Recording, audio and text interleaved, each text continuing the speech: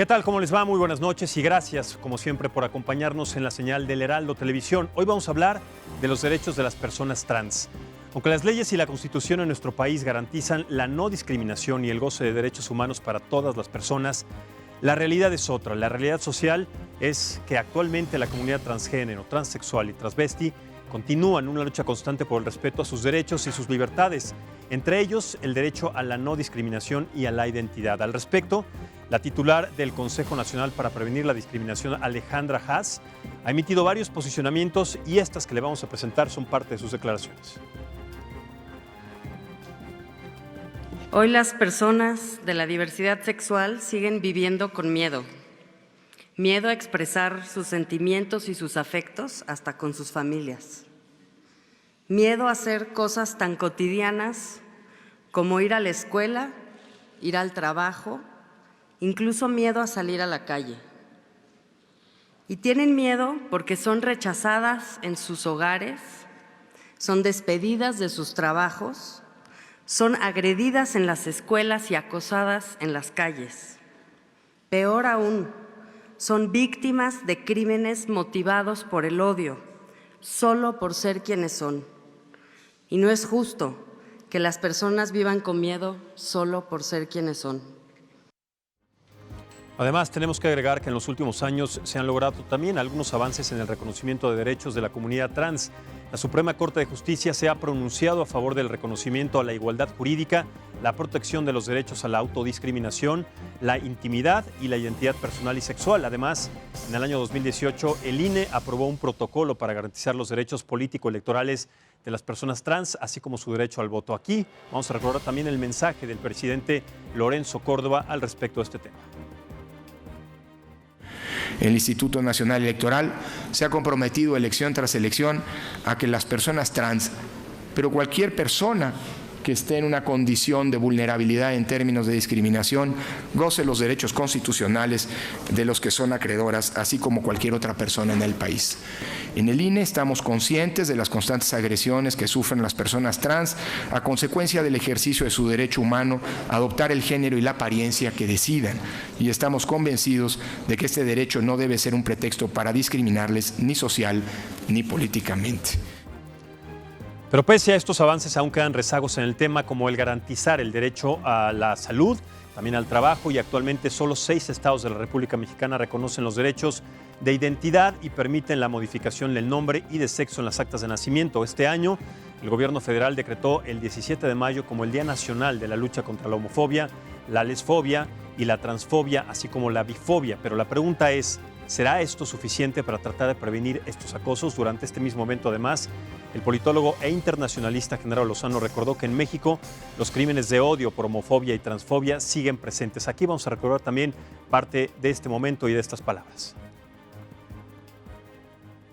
Según la organización Letra S, 473 personas fueron asesinadas en el sexenio anterior, simplemente por ser gays, lesbianas o trans, y este año ya van 28. Apenas la semana pasada, a menos de 3 kilómetros de aquí, donde estamos, de Palacio Nacional, un restaurante llamado La Cañita fue atacado por sujetos con odio a las mujeres lesbianas. Porque el odio mata. La ideología del odio que diseminan grupos antiderechos mata. La lesbofobia mata, la transfobia mata, la homofobia mata. Así de simple, así de fuerte, así de contundente. Bien, para analizar el tema de hoy, nos acompaña aquí en la mesa de debate y análisis político. Empiezo presentando a Vida Ortega. Ella es coordinadora de la Comisión de Prevención de todo tipo de violencias contra niños, niñas, adolescentes, aquí en la Ciudad de México. Muchísimas gracias. Hola, buenas noches. Muchas gracias. Al contrario, muchas gracias. También está con nosotros Margarita Castella Peón. Ella es asesora de presidencia de la Comisión de los Derechos Humanos aquí en la Ciudad de México también. Bienvenida, muchas gracias. Gracias. Está con nosotros Chauván Fenela Guerrero.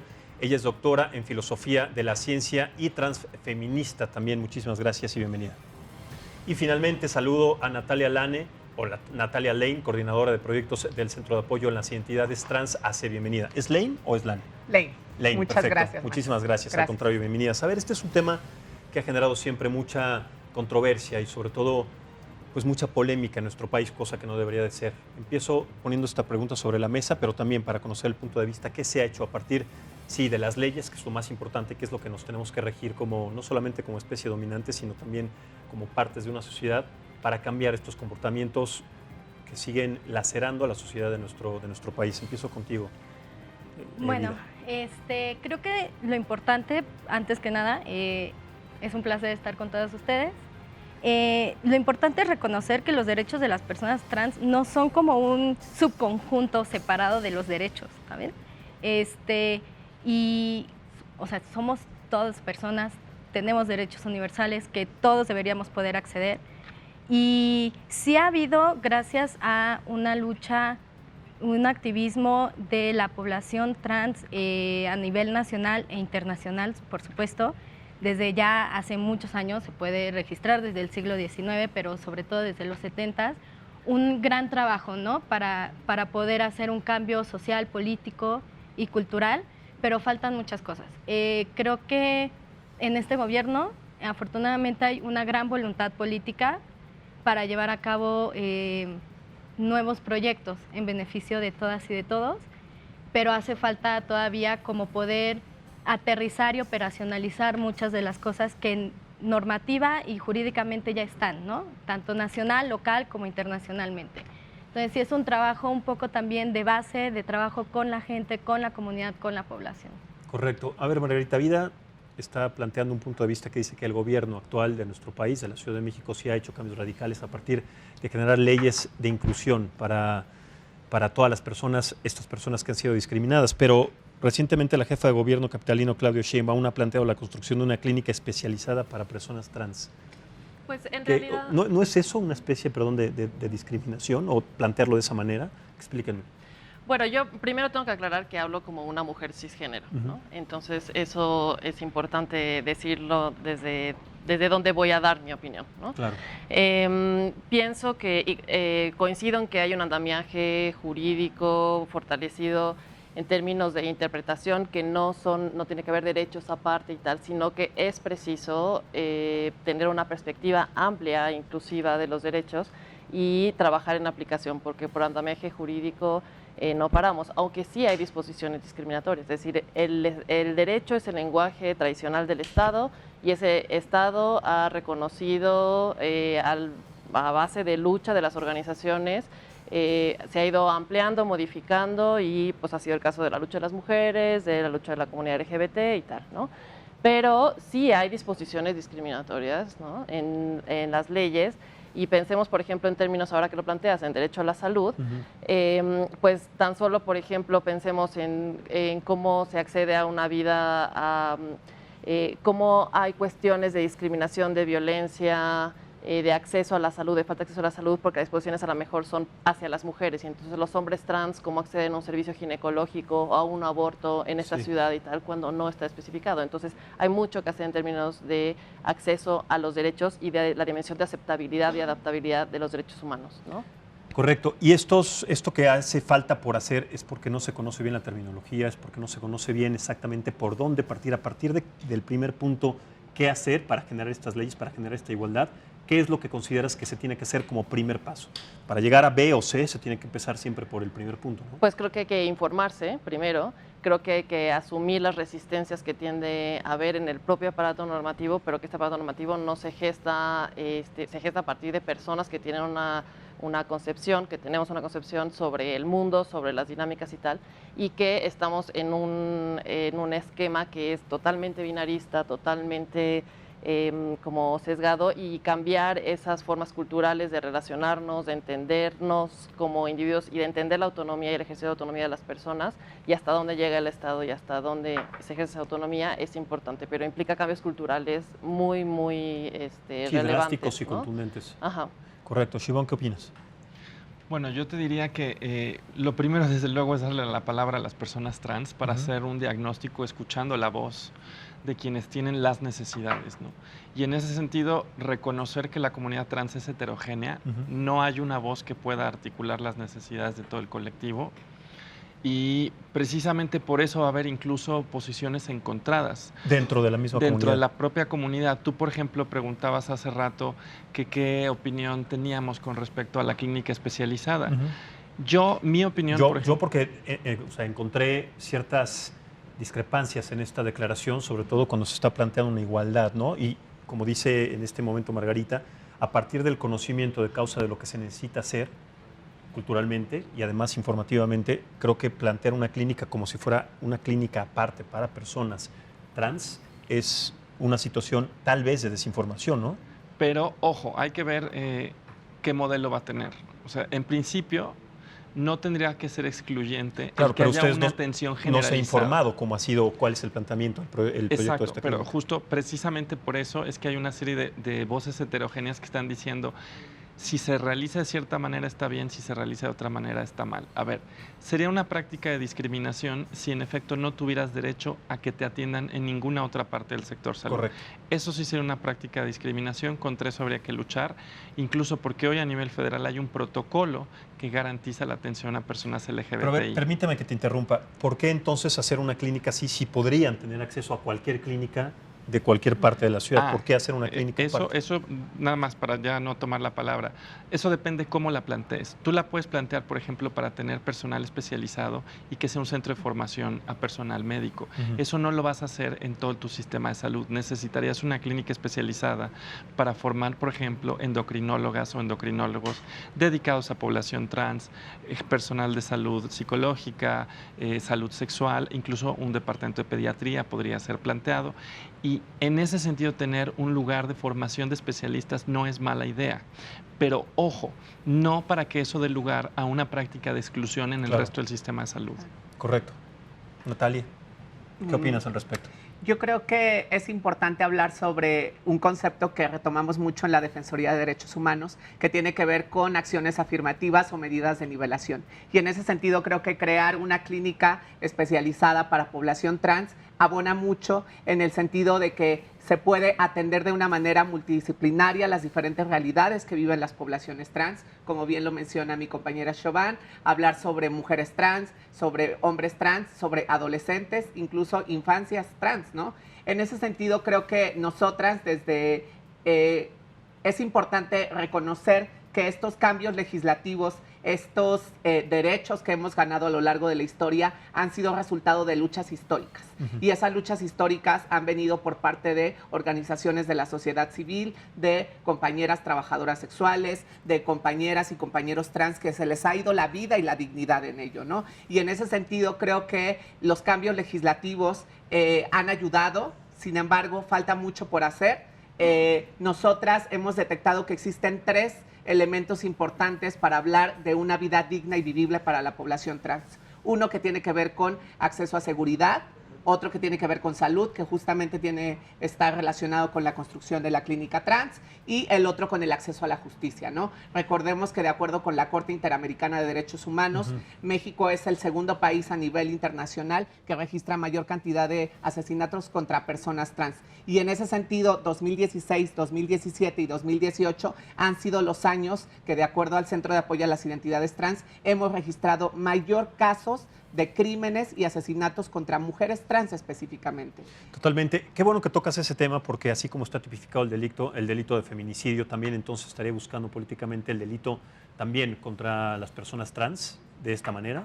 Pues es que en realidad las mujeres trans son mujeres. Entonces, claro, en ese sentido, pues es pero un no feminicidio. Está, sí, pero ¿no? está de alguna manera considerado así. En el momento que hay una agresión, un asesinato a una persona trans, no se ha establecido como feminicidio en algunos casos. Bueno, a reserva de lo que comentan mis compañeras, me parece que además, por ejemplo, pongo el caso de Diana Zacayán en Argentina, ¿no? Es una sentencia, una resolución histórica, todo el activismo en torno a ese caso, el litigio estratégico y tal, para defender el caso en concreto, pero también llevarlo para que él sí se verbalizara como un transfeminicidio, pues fue muy importante y tiene toda una razón y un impacto, ¿no? Incluso pedagógico, ¿no? Para decir cuál es la vía de violencia que viven las mujeres. Ahora, pero tú lo dijiste bien, transfeminicidio. O sea, es aparte un feminicidio cuando en realidad se tendría que tipificar como aunque feminicidio. La resolución en particular, digamos, es un crimen de violencia por odio, ¿no? Entonces, por la identidad de género. Pero lo que quiero decir es que, por ejemplo, no me imagino que no pasas todo el tiempo buscando un cambio de identidad de género tener tus documentos y tal, para que luego no se reconozca como un feminicidio y no se activen los protocolos sobre todo, ¿no? Aunque hay protocolos especializados también.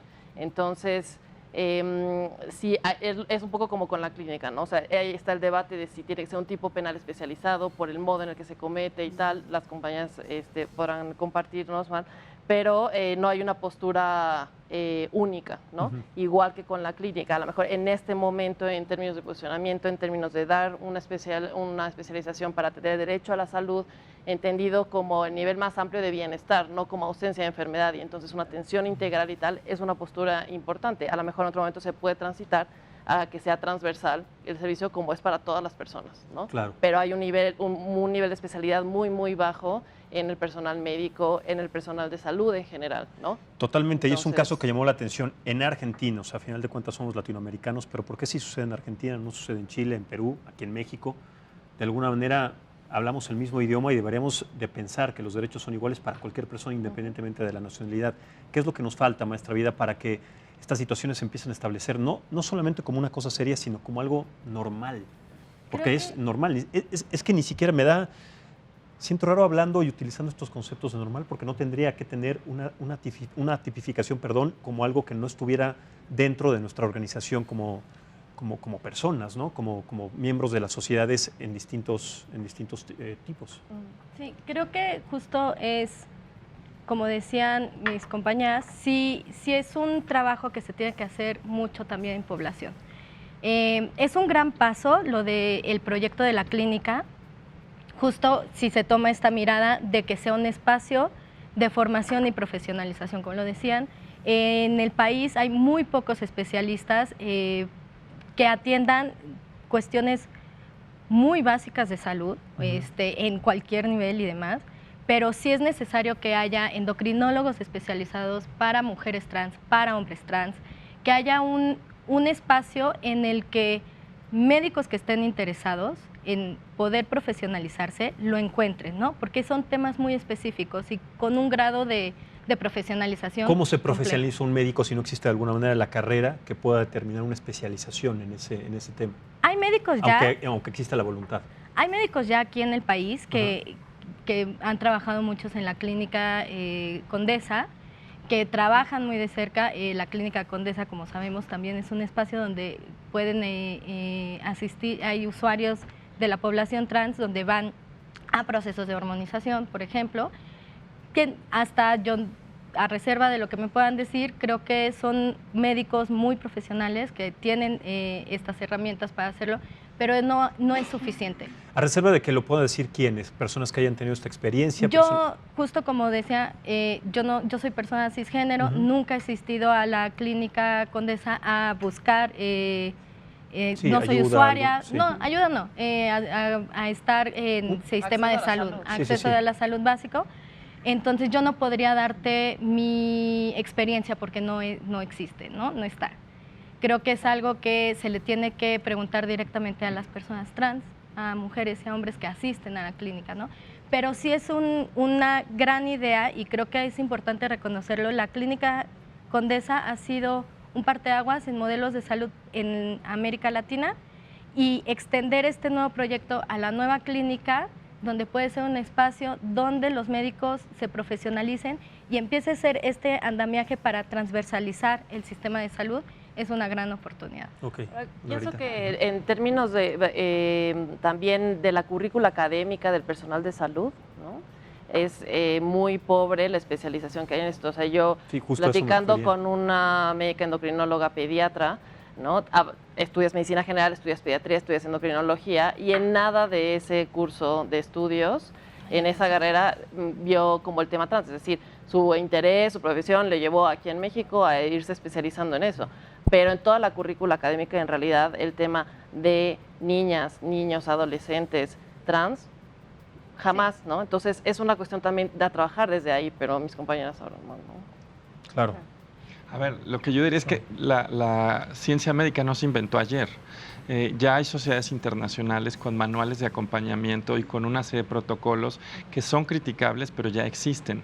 La idea, por ejemplo, de que sea un espacio de formación es que se movilice un conocimiento que ya existe en otras partes del mundo, pero que no lo traigamos y ya. O sea, justamente hace 2 días me decía el director de salud mental de la Clínica Condesa que están tratando justamente de cambiar el tipo de atención que han tenido, porque ellos mismos reconocen ahora que han tenido un modelo de acompañamiento que puede ser muy violento y que históricamente ha sido muy violento, y que hoy les gustaría trabajar con población trans, así como con médicos internacionales y otros expertos en salud, precisamente para hacer un plan de acompañamiento integral que sea respetuoso y que no solo esté orientado en la medicina que ya tenemos, sino también en derechos humanos que ya tenemos y en un diálogo no infantilizado con la población trans.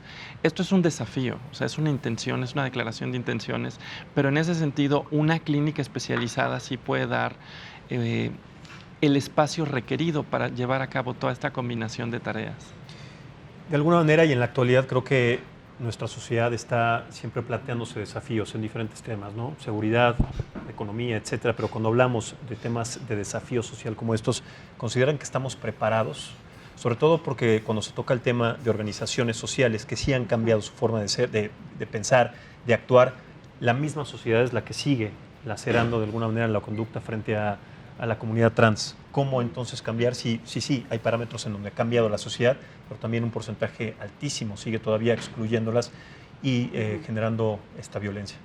Claro, yo creo que en los últimos 20 años ha habido, por supuesto, un avance en términos legislativos, en términos de salud, en términos de política pública, pero creo que una de las observaciones que me parece muy importante justamente de la doctora Chauvin es justamente empezar a visibilizar a aquellas personas trans en diferentes espacios de la vida social, ¿no? Generalmente cuando hablamos de mujeres trans pensamos en 2 oficios, ¿no? Trabajo sexual y estilismo. Y si bien es cierto que son oficios que nos han ayudado a sobrevivir históricamente, también es cierto que existen otras realidades que se empiezan a ver, ¿no? Empezamos a ver a hombres y mujeres trans en la academia, en el arte, en la música, en la cultura, y ese sentido creo que también abona mucho, ¿no? El tema de la visibilización de estas experiencias.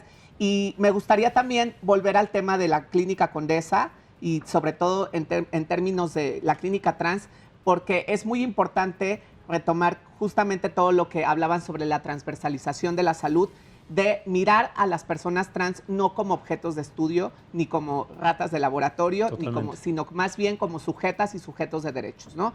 Cuando hablamos de justamente una medicina, un espacio de salud que transversalice, también estamos hablando de un espacio de salud que despatologice, es decir, que deje de mirar a las personas trans como si fuéramos personas enfermas o que tuviéramos un trastorno de identidad de género, ¿no? La Organización Mundial de la Salud justamente hace poco tiempo descatalogó de la lista de enfermedades mentales a las personas trans del catálogo mundial. Entonces, en ese sentido, creo que sí es importante empezar a mirar a las personas trans en ese sentido, no como objetos de estudio, no como enfermas o como enfermos, sino como sujetas de derecho y que también como ciudadanos, ¿no? Al final de cuentas. Totalmente. Y en ese sentido, además, me parece que se plantean retos importantes en términos de la garantía de derechos, ¿no? Porque, por ejemplo, en términos de garantía presupuestaria de derecho a la salud, este tema que plantean es muy importante en términos de que la edición de la CIE 11, que elimina como trastorno, ¿no? Como estaba, entonces despatologiza. Entonces, teniendo una mirada del derecho a la salud como ausencia de enfermedad solamente, entonces dice, bueno, ya no es una enfermedad, entonces no hay que destinarle presupuesto. Pero no, la salud es el nivel más alto posible que se debe cumplir de bienestar, que se debe cumplir de manera progresiva y no puede, y se viola al principio si se elimina presupuesto, si se recorta infraestructura, muchas cosas, ¿no? Entonces, en términos de garantía presupuestaria, que es solamente una de las formas de garantía y que son obligaciones en términos de derechos humanos, entonces hay que designarle presupuesto desde esta mirada amplia de derecho a la salud. Y las clínicas integrales, como los modelos que hay en muchos países, pues sí, en realidad es una atención, y lo pienso, por ejemplo, en niñas, niños, adolescentes, pues en términos de salud mental, en términos de salud como la que necesitaríamos cualquier persona, ¿no? Pero en esta situación más porque la sociedad en realidad es la que genera un estrés No. Adicional que afecta a tu salud. Totalmente. Y lo afecta al grado del suicidio. Además que algo que es grave es que más allá de radicalizar este tema, es que lo consideran también, lo han considerado durante muchos años o durante mucho tiempo, prácticamente desde que yo nací, como una enfermedad mental. Y eso creo que hay diferentes temas, como cuando se habla de una persona con discapacidad y de repente se cataloga persona con capacidades diferentes, persona con discapacidad, persona ciega, persona con visibilidad, con debilidad visual, etcétera, y no se sabe de alguna manera, en otros términos, cómo llamarle o cómo catalogar a las personas que simplemente no es que sean diferentes, tienen una condición distinta como la tenemos todos. Los 5 que estamos aquí tenemos capacidades diferentes, es obvio, tenemos condiciones distintas, pero no nos hace ser más ni menos. Creo que esa es la parte de la sociedad que todavía no logra integrarse a estos conocimientos y cuando se generan también leyes a partir de los derechos de la salud, ¿no, maestra? A mí lo que me gustaría comentar en esto que decía Natalia de esta transición que está haciendo el CIE, por ejemplo, es importante, creo que nos da un parámetro para saber cómo está el terreno en Secretaría de Salud y en los médicos del país, es que justo el estudio que sacó la posibilidad que abrió las puertas para sacar como trastorno, lo hizo un equipo mexicano, ¿no? Uh-huh. Del Instituto Nacional de Psiquiatría y de la Clínica Condesa. Entonces eso también da un panorama de más o menos cómo empieza a cambiar el paradigma dentro de la misma Secretaría de Salud, que es muy importante. Y también mencionar que más que una clínica especializada, creo que tenemos que hablar de una clínica de salud integral, ¿no? Hay algunos servicios en la Clínica Condesa que por capacidades no se pueden otorgar. Y si queremos, como decían mis compañeras, acceder todas y todos a un sistema de salud integral, hay que dar las condiciones para que estén, ¿no? Y creo que esa es también, hay que empezar a acomodar un poco las fichas y ver cuáles son los cambios de paradigma que sí han sido poco a poco, y eso es importante reconocerlo. Ha costado mucho trabajo por parte de la población trans, de las organizaciones civiles, de años, pero sí se están generando como estos cambios para empezar a pensar en parámetros de salud integral para todas y todos, ¿no? Correcto. Si les parece, vamos a hacer una pausa en este primer bloque. Es media hora que se pasó rapidísimo. Creo que todavía hay muchos temas y muchas aristas que se desprenden a partir de los derechos de las personas trans. Así que hacemos esta pausa, es muy breve, 2 minutos, y regresamos en esta mesa de análisis político para platicar precisamente entonces de los derechos de las personas trans. Volvemos. Muchas gracias por continuar con nosotros en esta mesa de análisis y debate político. Estamos platicando acerca de los derechos de las personas trans en nuestro país, qué es lo que falta también en materias de leyes legislativas para que también, más allá de la cultura, que falta muchísimo en nuestro país, se puedan integrar de manera equitativa estos derechos a estas personas, sobre todo a tantas personas que durante años pues han pasado por momentos difíciles. No quiero decir que hubiera sucedido hace 20, 30 años, cómo vivían estas personas sin toda esta búsqueda de derechos. ¿Cómo podemos entonces considerar que a partir de una cultura, ya no tanto de leyes, podemos hacer cambiar esta forma de pensar y esta educación, sobre todo en los más pequeños, porque los pequeños son los que absorben desde, no sé, edades muy tempranas, estas actitudes por inducción de sus padres, de sus maestros, de diferentes sociedades, de padres de familia, etcétera? ¿Cómo consideran que tendría que ser este proceso, este proyecto, a partir, sí, de las escuelas, de empezar a generar esta cultura en las escuelas? Yo quisiera responder 2 puntos rápidos.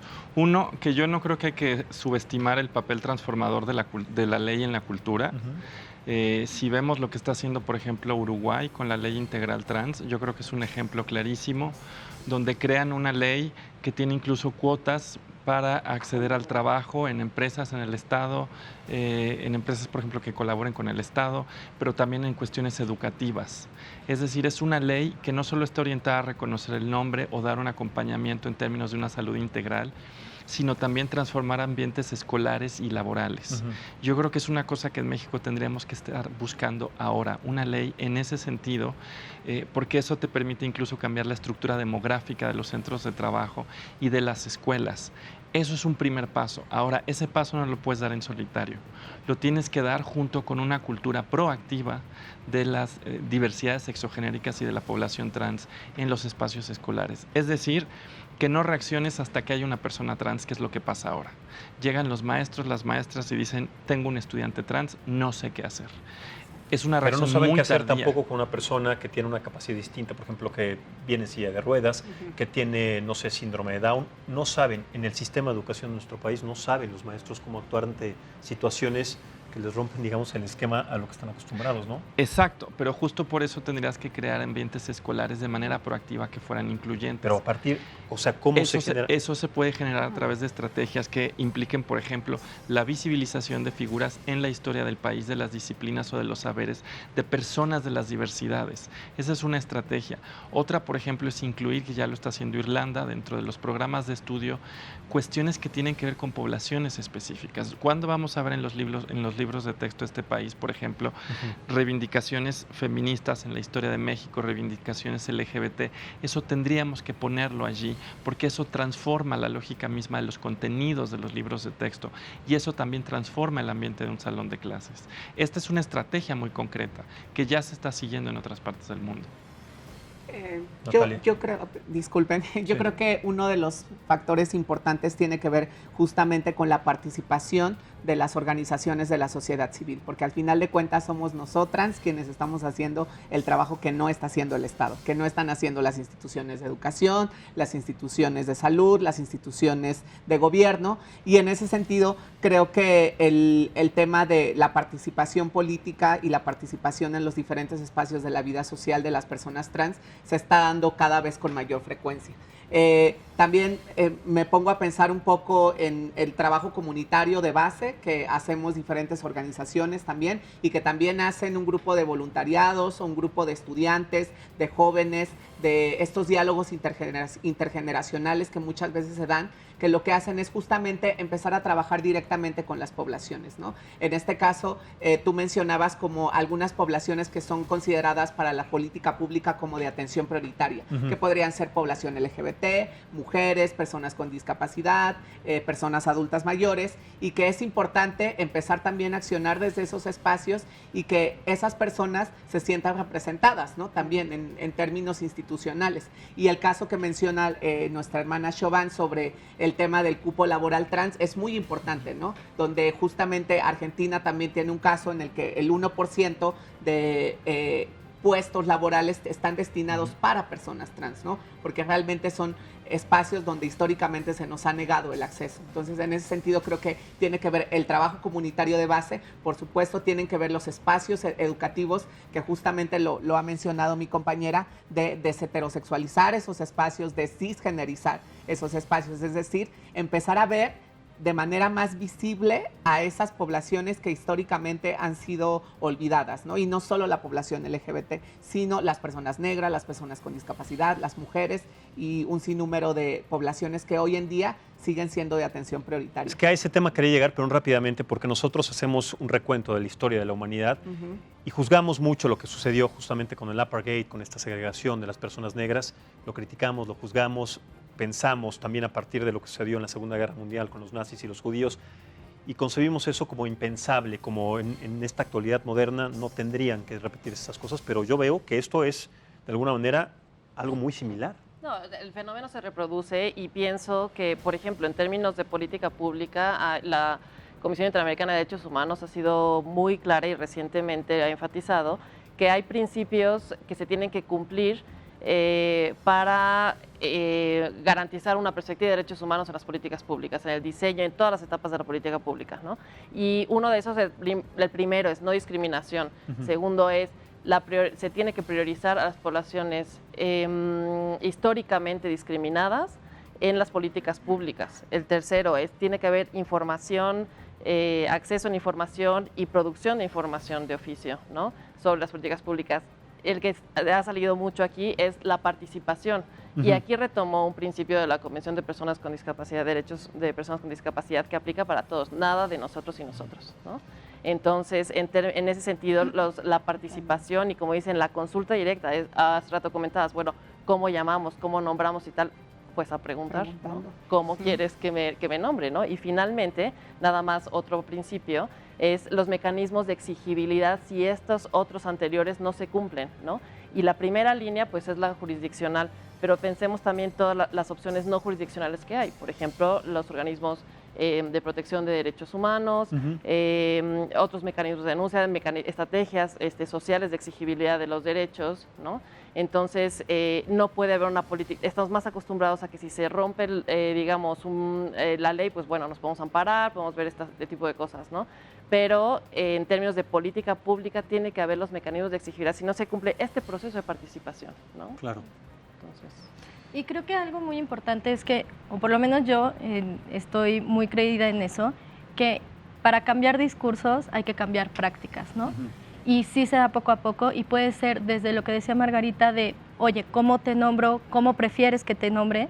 Hasta lo que decía Chauvin de las escuelas y la visibilidad de Pero es lo mismo como dice personajes. Chauvin, o sea, como un niño. A un niño no se le debe de hablar de una manera infantil, es una persona así que tiene menos experiencia, menos edad, no se le debe de hablar en diminutivo, Exacto, ni con no. ese tema es lo mismo. Ni siquiera tendría que existir un parámetro o una postura para hablarles distinto, ¿no? O sea, ¿cómo quieres que te llame? ¿Cómo quieres? Sí, es una autonomía progresiva. Totalmente. Sí, es pianito, ¿no? A mí me llama la atención porque hay personas que están participando en las redes sociales, personas que de alguna manera están viviendo actualmente, jóvenes, muy chicos, están viviendo una situación en la que no saben qué hacer justamente con esta identidad que ellos reconocen desde su cuenta y que tienen miedo de decirles a sus padres, a sus maestros, a la gente, a sus amigos. Y ustedes, como parte justamente de la sociedad y que han pasado por ese proceso, no saben, ustedes son un referente y son una punta de lanza a partir de todos estos chicos que están bien y en algunos casos ni tan chicos, para saber qué se tiene que hacer a partir de su experiencia. ¿Cómo fue su experiencia para que ellos puedan tener de alguna manera un canal, una guía y saber qué hacer a partir de esta situación que los tiene de alguna manera encerrados, ¿no? O se sienten así, por lo menos así lo expresan? Yo les diría a esas infancias, adolescencias, juventudes y personas trans, mujeres trans y hombres trans, que pues no están solos, ¿no? No están solos. Creo que hemos avanzado en muchos aspectos, pero que se acerquen, que pregunten, que de alguna manera manifiesten esas inquietudes que tienen respecto a la identidad de género. Sabemos que en muchos contextos es desfavorable, sabemos que muchas veces la familia, el vecindario, la comunidad pueden ser ambientes hostiles. Sin embargo, creo que ahorita existen diferentes herramientas, como lo puede ser Internet. Creo que esa podría ser una herramienta importante para empezar a acceder a información y también para acercarse. Creo que en ese sentido es importante también la creación de redes de solidaridad, de sororidad y de apoyo entre personas trans, ¿no? Creo que, si bien no me lo dejará mentir Chauvin, nosotras hemos estado impulsando procesos colectivos entre personas trans, entre mujeres y hombres trans, donde justamente lo primero que hacemos es una escucha activa, ¿no? Una escucha activa, una retroalimentación, un diálogo y también saber que esos espacios están libres de violencia, ¿no? También empezar a utilizar un concepto que en la Defensoría de Derechos Humanos utilizamos mucho, que es la empatía, ¿no? La empatía radical y la escucha activa para poder ponernos en los zapatos de la otra persona y tratar de entender su realidad sin juzgar y sin menospreciar. Pero saben una cosa, la empatía, y qué bueno que tocas ese término y sobre todo ese sentimiento, ese concepto, creo que no solamente en la sociedad mexicana, sino en general es algo que hace falta concretar. Lo vimos de alguna manera en un evento como el sismo, en el momento que sucedió eso, la gente se volcó, nos volcamos para ayudar en ese momento, pero después se olvidó.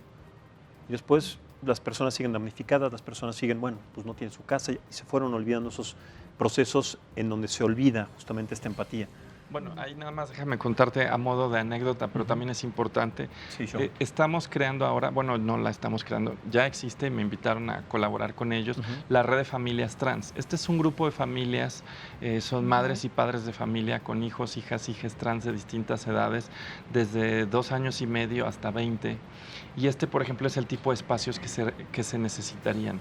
Son espacios donde puedes convivir con otras personas trans. ¿Tú le estás coordinando, Chauvin? No, hay un consejo asesor, yo soy parte del consejo asesor, pero la red de familias trans tiene este consejo donde hay una representante de infancias, un representante de adolescencias, hay una voz que representa personas trans mujeres, otra que representa hombres, personas no binarias, y hay otras 3 personas, digamos, que han estado involucradas. Uno de ellos es un chico trans con formación en psicología. En todo el diseño hay, por supuesto, madres de familia también involucradas en esto. Y por ejemplo, es un espacio que ha sido creado para ofrecer justamente este tipo de cosas como la empatía, pero también encontrar a tus pares, encontrar experiencias parecidas. Yo te diría lo que necesita una persona trans de cualquier edad, pero estamos hablando de infancias y adolescencias, es espacio, tiempo, información y apoyo. ¿Por qué espacio y tiempo? Porque requieres tiempo para pensar que estás viviendo, necesitas un espacio privado para autoconocerte, requieres información y sobre todo un apoyo. Claro, pero aquí están actuando o dejando de actuar a partir del miedo. Exacto. Si esto no lo da tu familia, algunos grupos, no solo la red Familias Trans, hay otros grupos donde se puede acudir precisamente, que te van a dar un espacio de reflexión, una red de apoyo. Lo ideal, por supuesto, es que tuviéramos mucho más de lo que tenemos, porque prácticamente todo lo que existe lo ha creado el activismo y quizás necesitaríamos otro tipo de espacios con más recursos. Por ejemplo, que tú pudieras tener un refugio para adolescentes que dejan su casa y que no acaben en condiciones de calle. Claro. Y eso no lo tenemos y sería necesario tenerlo. Sí, y en términos de acompañamiento hay varias opciones, como dicen mis compañeras, ¿no? O sea, está la Asociación de Infancias Trans, la red, y acompañamiento entre pares, creo que, bueno, me imagino que debe ser muy importante, y sobre todo la cuestión de también atender a las niñas y niños. O sea, estamos en el contexto de una reforma educativa que el tema de inclusión es central, ¿no? Y entonces hay que darle cuerpo a ese tema de inclusión y no podemos hacerlo sin la participación, ¿no? Pensemos nada más en infraestructura física, los baños, ¿no? Totalmente. Los baños son un territorio como tradicional en el que está el binarismo ahí presente, y entonces es ¿no? O sea, pensemos en los baños, pensemos en las dinámicas, pensemos, ¿no? Entonces, hay mucho, hay mucho ya trabajado, no tenemos que inventar con muchas cosas, pero tiene que haber disposición y, como dice, por adelantado para hacerlo, no hasta que tengo un estudiante que hago, ¿no? Entonces, pero nombrar, claro, ¿no? ¿Ustedes contaban con esas herramientas cuando eran pequeñas? ¿Qué hicieron? O sea, porque al final de cuentas es muy fácil, sí, hablar sobre este desarrollo, sobre esta integración que ustedes ya lograron a partir, sí, de muchas cosas, pero cuando uno es niño, cuando uno tiene, y si se le puede decir, esa información que no sabe de alguna manera cómo manejar. Yo creo que hay diferentes experiencias, ¿no? Creo que también cuando hablamos de personas trans, cuando hablamos de personas con discapacidad, con personas indígenas, nos damos cuenta que el concepto de interseccionalidad es muy importante. Mirar a las personas a través de una mirada en donde se cruzan diferentes estructuras de desigualdad o de discriminación, ¿no? ¿Qué pasa cuando eres una mujer indígena, cuando eres una mujer que vives en un contexto de precarización? ¿Qué pasa si eres una mujer trans, quizás lesbiana o quizás trabajadora sexual? ¿Qué es lo que está pasando en ese sentido? Y yo creo que, sobre todo hablando desde mi posición como una joven trans, yo transicioné a los 17 años y en ese tiempo, si bien existían algunos espacios en internet donde se hablaba de lo trans desde una medicina patologizadora, donde se nos decía qué cuerpos eran correctos y qué cuerpos eran equivocados, no tenía estos espacios que justamente nos comentan las compañeras, esos espacios impulsados por la misma ciudadanía, ¿no? Estamos hablando de hace cuántos años, cuando tenías 17, Natalia. Estamos hablando de hace 10 años, más 12 o menos. años. Sí. O sea, yo me imagino que esas cosas no tendrían que ser un problema, ¿no? Porque al final de cuentas todos... Sí, por supuesto. Y en ese sentido creo que sí ha habido un avance, y yo apuesto mucho políticamente a los procesos colectivos que lo han comentado mis compañeras, donde las personas trans, pero también las personas aliadas, ¿no? Aquellas personas que no son trans pueden integrarse en ciertas actividades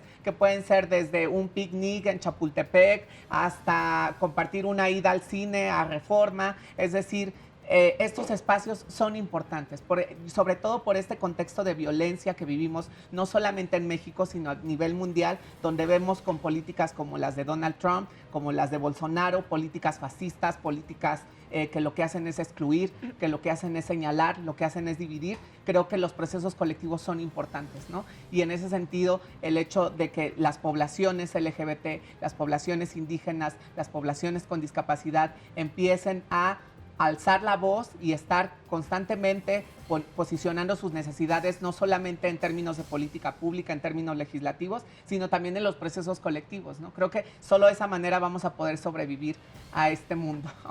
Claro, pero también ahí tenemos que pensar que quién determina que ser blanco es mejor que ser negro, quién determina que ser homosexual no es mejor que ser heterosexual, quién determina esas cosas. Y sí, a partir de los líderes políticos, que en este caso con las características de Bolsonaro, de Donald Trump, de Vladimir Putin, en fin, Claro. se generan sociedades más grandes que los siguen como líderes, pero bueno, al final de cuentas tendríamos que tener una autonomía como individuos para pensar que más allá de que sean nuestros líderes o líderes políticos, podremos discernir en cuanto a esas posturas, ¿no?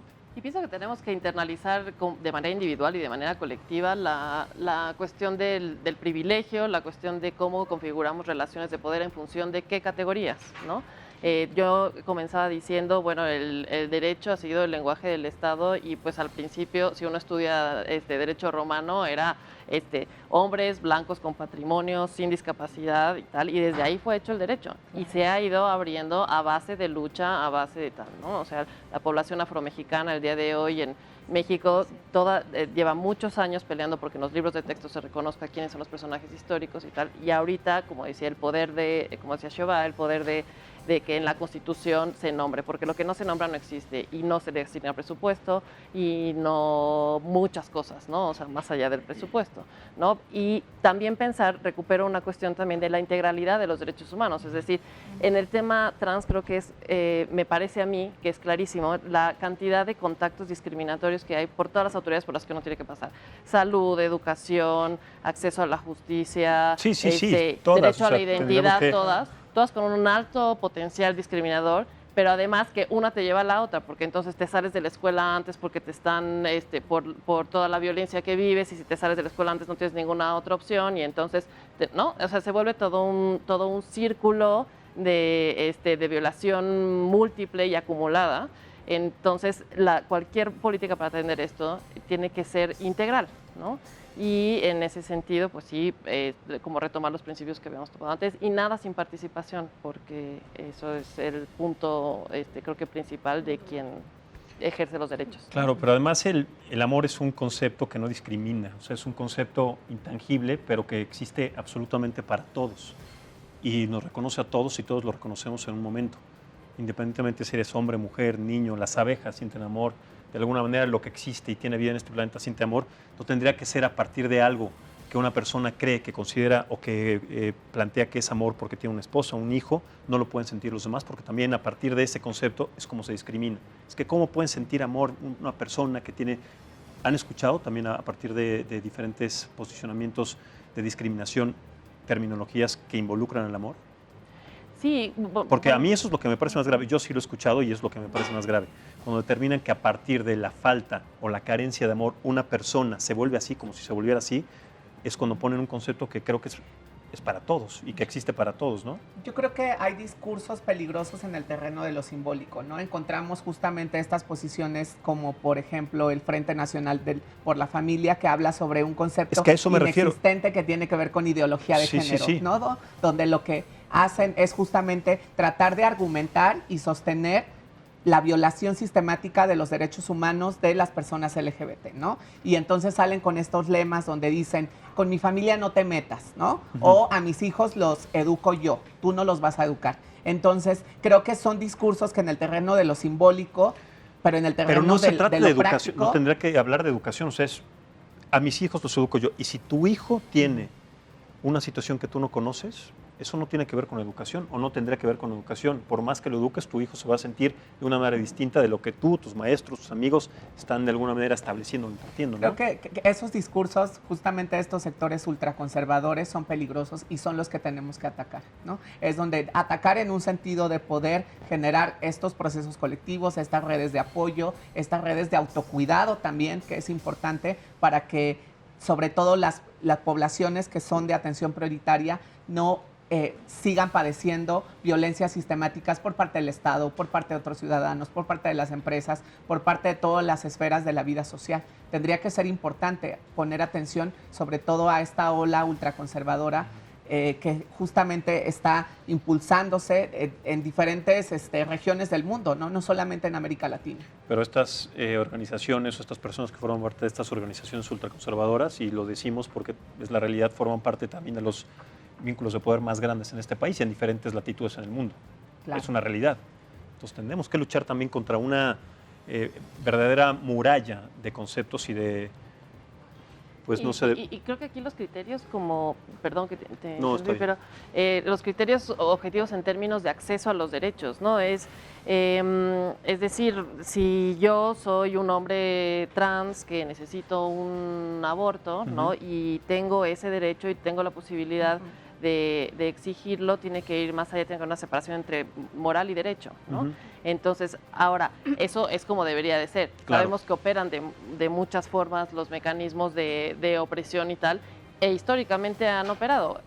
Aquí, ojalá que este tipo de discusiones se vean en muchos años, como ahorita observamos las discusiones que justificaban si las personas indígenas tenían alma o no, ¿no? Entonces, así de Claro. anacrónico. O pensar si las mujeres... es Pero decir, cuando se piensa eso es lacerar la integridad de una persona. Tú no tienes alma, tú no tienes amor, tú no sientes amor. Se van sobre los conceptos más indispensables que tiene cualquier ser humano mientras tenga vida.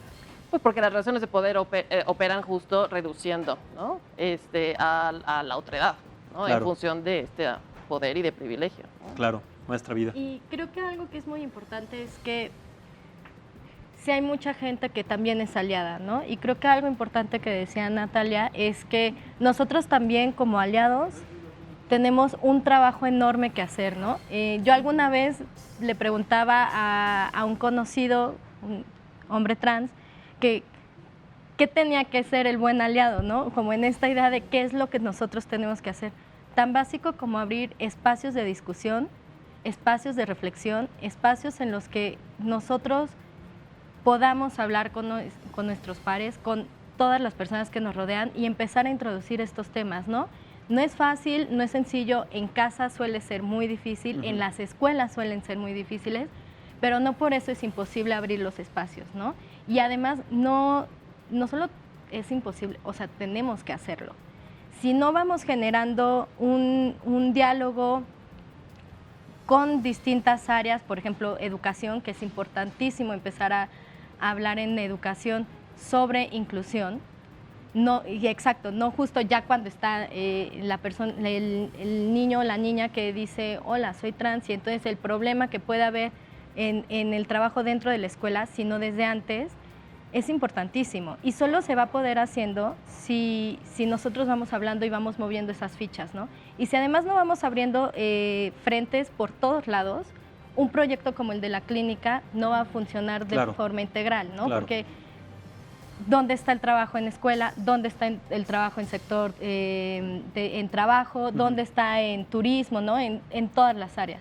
Correcto. Entonces, tiene que irse moviendo las fichas desde las alianzas por todos lados. Me quedo con esa parte como tu conclusión. Vida, Chauvin, conclusiones. Tenemos 3 minutos, 1 minuto prácticamente más o menos para cada uno. Yo lo que diría es que también hay que resistir estos pánicos morales. Esta idea que se está diciendo ahora de que hay una especie de cruzada para reclutar niños, que es un discurso que se ha usado siempre para desactivar a las diversidades sexogenéricas. Es un discurso irresponsable, pero también es un discurso que de hecho ignora cuáles son los protocolos de acompañamiento. En ese sentido, por ejemplo, hemos sido muy cuidadosos con las infancias, precisamente porque reconocemos que es un largo proceso el que le lleva a una persona en términos de autonomía progresiva el conocerse. Lo que hacemos es darle a las personas los recursos para presentarse ellas mismas. Hay que resistir el pánico moral que dice que estamos reclutando. Eso es una cosa que usan desde hace mucho tiempo y esa idea hay que combatirla. Correcto. 30 segundos rápido, Natalia. Yo creo que nos quedaríamos con la reflexión sobre entender que los derechos humanos no son negociables, ¿no? Es decir, cuando hablamos de defensoría de derechos humanos, cuando hablamos de procesos colectivos, cuando hablamos de empatía, cuando hablamos de posturas políticas, también estamos hablando de defender los derechos que todas las personas tenemos por el simple hecho de haber nacido. Correcto. 30 segundos, Margarita. Yo finalmente Diría que este año, por ejemplo, salió una recomendación de la Comisión de Derechos Humanos de la Ciudad de México por un caso de transfeminicidio. Las mujeres trans en Latinoamérica tienen un promedio de vida de 35 años y eso no tiene por qué ser así, no sería aceptable para ninguna persona, y para eso se necesita el acceso a derechos desde una perspectiva integral para poder ejercerlos y vivir como cualquier otra persona. Correcto. Pues muchísimas gracias, maestra Vida. Muchas gracias, Margarita. Gracias por estar en esta mesa. Siobhan, muchas gracias. Natalia, muchas gracias por haber participado, pero sobre todo muchas gracias a ustedes por habernos acompañado. Que tengan un excelente viernes, que tengan un excelente fin de semana. Soy Maximiliano Espejel. Les recuerdo siempre que lo que no es perfecto es hermoso, pero además también me gustaría cerrar con esta reflexión, porque si nada nos puede salvar de la muerte, que el amor nos salve de la vida. Muchas gracias, buen fin de semana y hasta la próxima.